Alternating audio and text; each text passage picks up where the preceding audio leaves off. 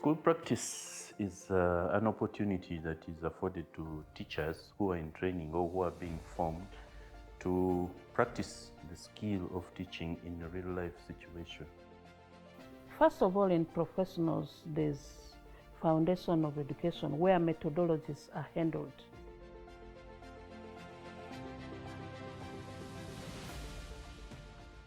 School practice process has got 3 stages. The first stage is what we call pre-observation stage. The second stage is what we call during lesson presentation stage. And the third stage is what we call post-observation stage. We normally do a school practice in conjunction with the partner secondary schools, where we send our student teachers together with the lecturers to go and see how the partner secondary school teachers are teaching in class. So what we do is we go in to teach them the methods and techniques of teaching, but we go practically, showing the types of teaching learning aids they can use, how creative they can be. We also talk about how they have to state their competencies when they are going to teach, how they evaluate their lessons, how they do assessment to these learners.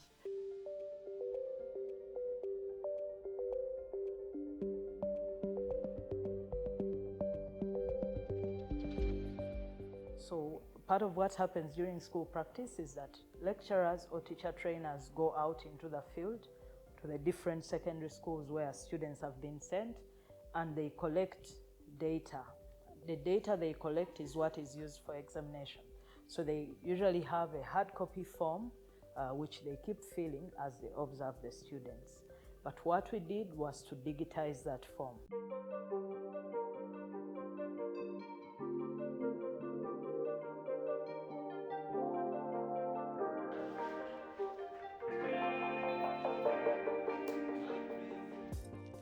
We call it AMS in short, Academic Management System. Now, each lecturer or supervisor or even user, any user, even the students, we have a link at academic.ntcmubende.sc.ug. It has a user-friendly interface. To access it, you just go through our URL, and you should be having an account on that system. And what you need is the student registration number only, because our school practice officer has already entered that data in our database, where the student is, the name of the school, and the registration number.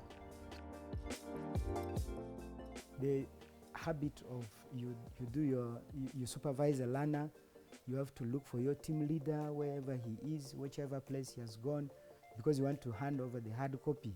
This is no longer there. It's a matter of clicking and your result has reached. And besides that, even the office has access to the result there and then. If only we could embrace academic management system, that would be the best way to go. You don't need to carry the books over books to move with the books. Just move with the tab. So long as there is the power, so long as there is the data, it is the best way to go. It builds that confidence in me that the particulars they have picked from me, because it is being fed in the computer system, they are being sent automatically to the school practice officers, who will afterwards forward our information maybe to Chambogo for assessment and then give us the final result. However, there are very many challenges. You may go to the field, you realize that this student is placed in some schools, they don't have access to things like computer and what have you. If I need to apply or integrate ICT in teaching and learning, you'll find that, yes, even though I have a smartphone, there are some videos, there are some other pictures which may need me to project where? On the blackboard. But because I have only the smartphone and it is a large class, I may not apply effectively ICT in teaching and learning. The other challenge, of course, is to do with internet. Where the schools are, usually there is no reliable internet. The lecturers gather the information and then they sit somewhere in the evening and then upload it. But it can be further improved, of course, if we can do it in real time. Our administrators, they are on top of it, they are advocating for it, and everyone is now interested in using this tool. We've seen the benefits and they are immense. It has actually simplified for me my work, especially entering the marks of school practice. I don't now do that because it comes automatic, it's generated. We're in the process of budgeting for the next academic year.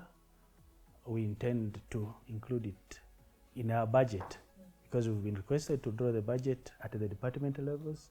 That's one of the things we want to continue using so that we can sustain it. We've seen the advantages. They are very great, so we intend to continue with it because it saves time. You don't lose marks. It's very good.